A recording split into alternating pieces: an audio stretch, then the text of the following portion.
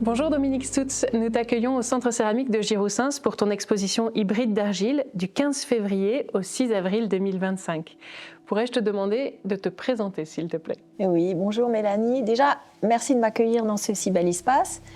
Je suis céramiste sculptrice installée dans le Grand Est, en Alsace, dans le Lorrain.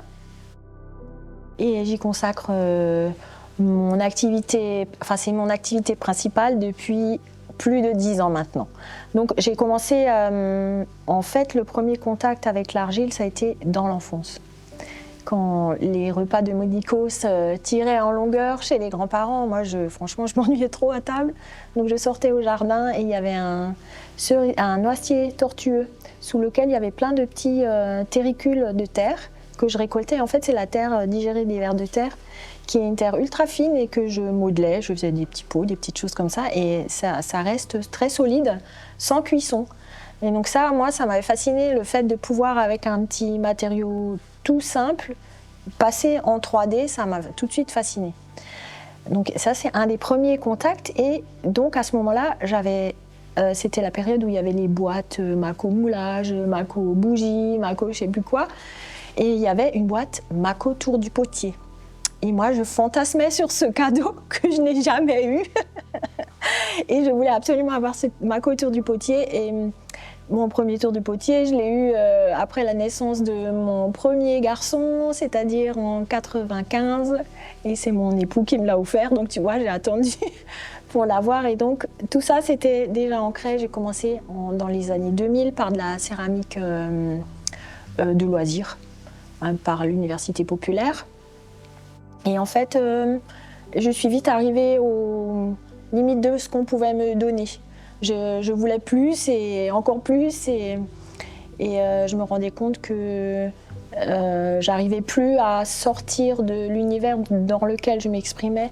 Je faisais de la sculpture animalière, figurative, avec du raku basse température, mais j'étais déjà accompagnée par des couleurs très vives, très flashy. Moi, j'ai jamais fait du raku noir et blanc. Ça a toujours été déjà du vert anis, du jaune, du orange, alors que personne ne faisait ça à l'époque. Mais moi, ça m'éclatait de sortir des conventions. Et je voulais vraiment sortir de ce figuratif. Alors bien sûr, dans ce cursus, j'ai fait participé à plein de workshops, des masterclass. Et j'en ai fait un à l'IEAC, à l'Institut européen des arts céramiques de Guebwiller, avec Karine Stegmaier. Et ça, pour moi, ça a été le déclic, la révélation. En rentrant, j'ai dit, bon, les gars, parce qu'on a 2 fils, et avec mon mari, je dis là, petit conseil de famille, va falloir revoir notre manière de fonctionner, parce que pour moi, c'était devenu vital de pouvoir descendre à l'atelier tous les jours.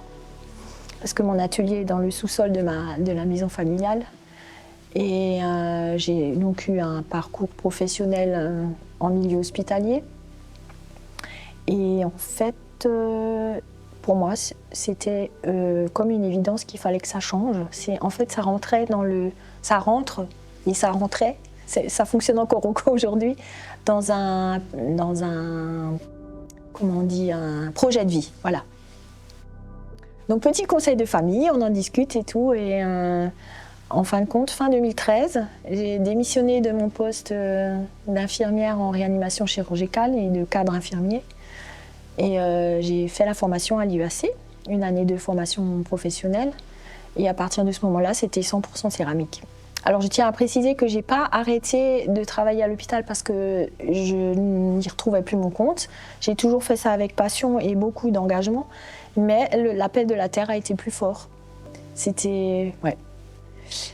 Et voilà, fantastique, fin 2013, une nouvelle vie, c'était trop bien, voilà. Et je ne regrette pas, vraiment. Alors, il y a beaucoup de choses qui changent dans le quotidien, dans la sécurité d'un salaire qui rentre, mais d'un autre côté, j'ai gagné en qualité de vie, vraiment. Et puis, je fais tous les jours ce que j'aime. Et ça n'a pas de prix pour moi. Voilà. Donc, alors c'est vrai que j'ai eu la chance d'avoir une équipe de gars à la maison qui m'ont soutenue, qui étaient d'accord avec le projet. En même temps, je savais toujours que j'avais une voie de secours si ça ne devait pas trop pouvoir se profiler comme je l'espérais. Mais moi, dans ma tête, je savais que j'y reviendrais pas, quoi, que ce serait ça. Et Et des fois, il y a des petites choses qu'on garde dans son jardin secret et puis on ne peut pas trop les dévoiler et dire on verra, ça sécurise les autres aussi. Mais moi, j'étais sûre que c'était ça et que ce ne serait pas autre chose, quoi. Voilà. Donc dans ma famille, ils n'ont rien compris. Les amis non plus. Il y en a plein qui n'ont pas compris parce que j'avais un emploi stable, je gagnais bien ma vie et tout. On me dit mais c'est bon, ça y est, on l'a perdu. Mais en fait, non, je me suis retrouvée, c'était super. Voilà. Génial, quel parcours? Ouais, c'est pas fini.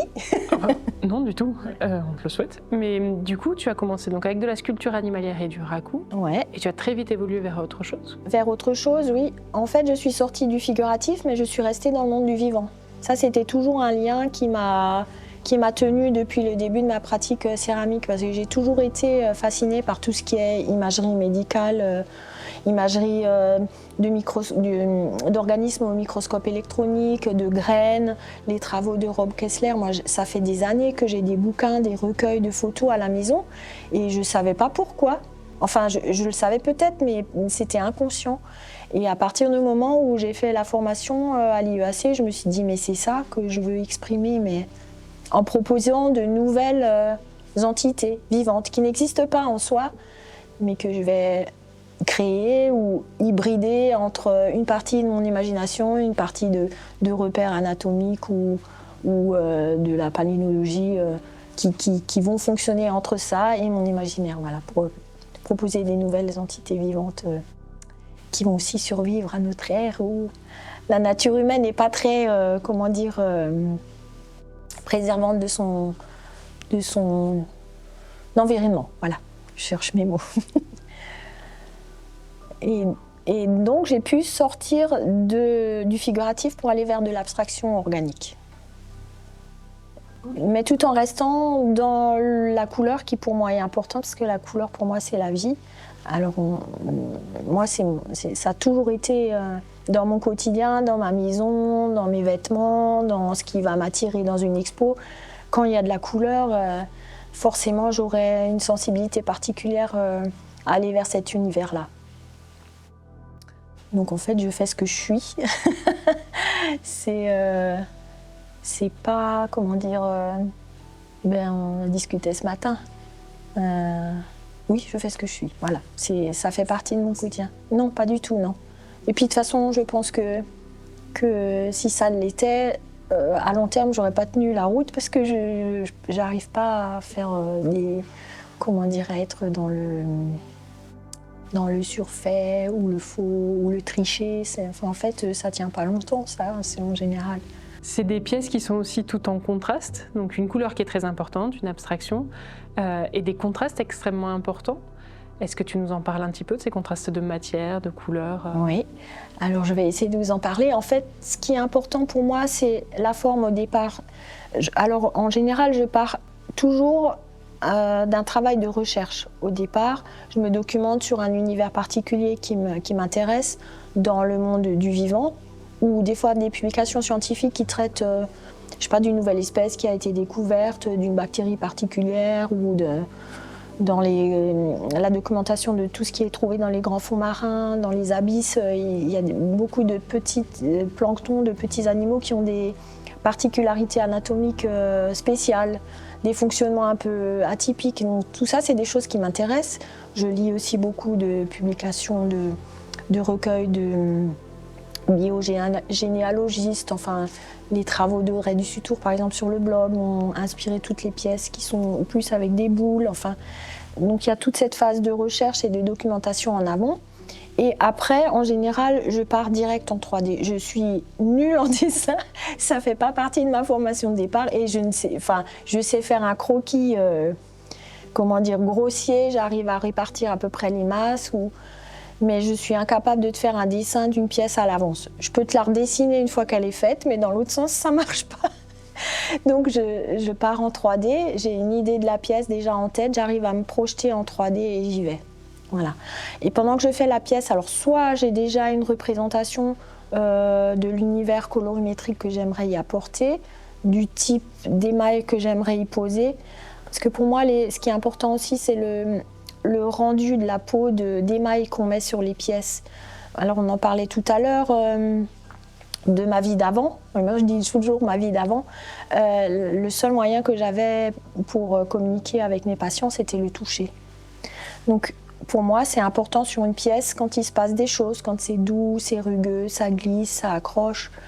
Et en même temps, j'aime que l'émail participe à la plastique et au volume de la pièce. On ne sait pas trop où commence l'argile, où commence l'émail.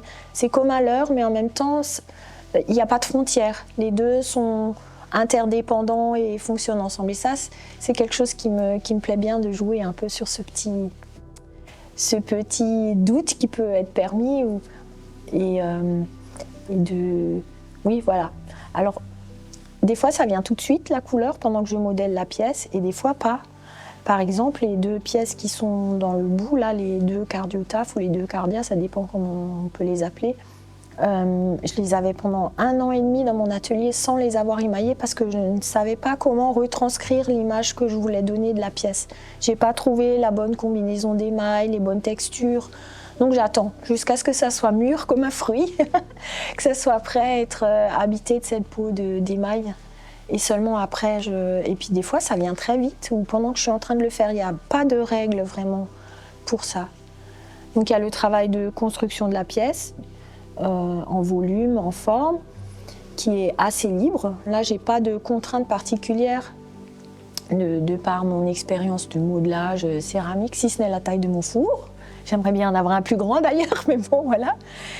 Et puis ensuite, il y a le côté beaucoup plus rigoureux et qui me rassure peut-être à quelque part de recherche d'émail, qui est alors là très protocolaire et où ça passe dans la documentation, il faut que ça soit précis, enfin comme tous les céramistes qui travaillent l'émail. Mais je trouve que les deux pratiques dans une seule expression de la terre s'équilibrent bien les deux. Et souvent, ça met vraiment beaucoup plus de temps pour trouver le bon émail que de faire la pièce. Et je les fabrique souvent en famille. Et ça, c'est rigolo parce que j'avais pas remarqué ça. Enfin, je sais que j'en fais une toute seule, c'est rare. C'est plutôt une famille de pièces. J'en fais 2 ou 3. Après, ça m'ennuie de rester dans le même type de morphologie et je pars vers autre chose. Et en fait, c'est quelqu'un qui m'a fait la remarque et qui m'a dit, en fait, t'es comme une maman, il faut que tu aies une famille. Je dis, mais oui, mais c'est vrai, mais c'est peut-être ça quelque part, mais c'est vraiment inconscient. Je ne le fais pas de manière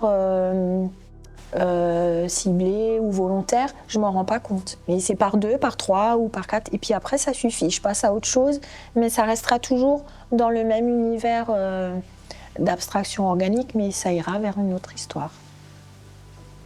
Sur l'évolution de tes pièces, tu as commencé, au début tu faisais donc de l'animal, mais tu faisais aussi des bols que tu as quittés très vite. Pourtant aujourd'hui tu continues à en faire et je crois qu'il y a une relation très forte entre tes sculptures abstraites et les bols, qui sont aussi des sculptures abstraites. Cette filiation, elle est importante, il me semble, dans ton travail. Oui, complètement. Ouais. En fait, comme tu l'as bien fait remarquer, j'avais aussi au départ de ma pratique céramique 100% professionnelle une proposition, voire plusieurs propositions de gamme d'utilitaires. Mais en fait, c'est juste avant le Covid, mais sans savoir que le Covid allait arriver, que j'ai décidé d'arrêter ma pratique de tournage et de fabrication de mise au point de gamme d'utilitaires parce que j'avais plus assez de temps pour développer tout mon univers sculptural et de pouvoir travailler la recherche d'émail. Donc je me suis concentrée sur ça, mais je voulais garder l'archétype du bol. Pour moi, c'est comme un mini-monde, une mini-sculpture à la taille du corps qu'on peut tenir dans les mains, qu'on peut déplacer, qui est aussi plus abordable en termes de budget si on veut se faire plaisir. Et pour moi, c'est comme un terrain de jeu. Alors c'est un aller-retour entre les petites et les grandes. C'est-à-dire les petites, c'est les bols, qui soit sont en premier là et ensuite arrivent les pièces les pièces mères de la famille, on va dire, si on peut parler de famille, qui sont plus grandes, ou alors je commence d'abord par les pièces sculpturales et le bol en découle ensuite. Ce qui m'intéressait aussi, en fait, j'ai travaillé une année entière où j'ai fait que des bols. C'était une volonté d'avoir ce terrain d'expérimentation sur des plus petits formats et de voir comment les émaux cohabitent, ce qui se passe quand ils se touchent, les frontières entre les uns et les autres, les interréactions qu'il y a entre les émaux, c'est aussi des choses qui m'intéressent. Parce qu'un émail tout seul posé et deux émaux qui se touchent, et ben, au niveau de la frontière, il va se passer des choses intéressantes qui ne sont pas forcément contrôlables, mais on sait qu'il y a des choses qui vont se passer. Donc ça m'intéresse aussi, ouais, de voir comment l'un va interagir sur l'autre. Sacré jeu en effet d'inconnus souvent j'imagine, Ouais. mais qui doivent donner de très belles surprises. Alors c'est un inconnu en partie, parce que c'est pas de l'émaillage expérimental, ça c'est encore autre chose pour moi, ça fait pas partie de ma démarche, ça viendra peut-être un jour, mais il y a des choses que je veux pouvoir reproduire. Donc je documente tout, je protocole tout, de manière à savoir que si je veux reproduire un tel et tel émail, je serai capable de le faire. Parce qu'il y a des fois des choses qui se passent qui sont inattendues, comme tu le dis, et vraiment intéressantes, mais je veux pouvoir le reproduire, ou j'aimerais pouvoir le retrouver, c'est surtout ça, ouais. Et ça, si c'est pas fait de manière, enfin, dans ma manière de travailler, si c'est pas fait de manière rigoureuse et correctement documentée, ben, on fait tellement de choses dans un atelier que, voilà, ça passe à là. Ça, j'ai pas envie de le louper. C'est comme des petits moments de grâce, des fois, quand tu as des belles surprises comme ça qui se profilent sur une pièce et que tu aimerais retrouver ce plaisir-là, mais si c'est pas reproductible, c'est un peu dommage, quoi. Enfin, c'est ma manière de voir les choses, ouais. Ouais. Pour terminer, est-ce que je pourrais te demander si tu as envie de nous parler d'une pièce en particulier dans cette exposition? Une pièce en particulier. En fait, je les aime toutes. Mais on peut peut-être... Alors du coup, je me suis tournée, j'avais pas le droit, je me rends compte. La dernière que j'ai sortie, là, la Necronomia, en fait, c'est une piste de travail que j'ai depuis longtemps en tête. Et c'est la première, je pense, d'une grande famille qui va arriver, où je rends hommage à Hans-Ruedi Giger, le créateur d'Alien. C'est des univers qui me fascinent. Donc c'est très organique, c'est un peu glauque, ça suscite des émotions, pas forcément que positives, mais ça provoque des choses. Moi j'aime bien quand on regarde mes pièces, ça provoque des choses. Et donc je pense que je vais continuer dans cette voie-là, parce que ça fait depuis longtemps que je ne sais pas trop comment l'aborder, mais là je crois que j'ai trouvé peut-être une entrée pour développer la thématique dans cet univers-là. Super. Il ne nous reste plus qu'à inviter les visiteurs à venir voir cette exposition pour voir les émotions qui vont en découler chez eux et voir comment ils réagiront face à tes pièces. En tout cas, merci beaucoup d'avoir accepté l'invitation et d'être parmi nous jusqu'au 6 avril 2025. C'est moi qui À vous très bientôt. remercie. À bientôt.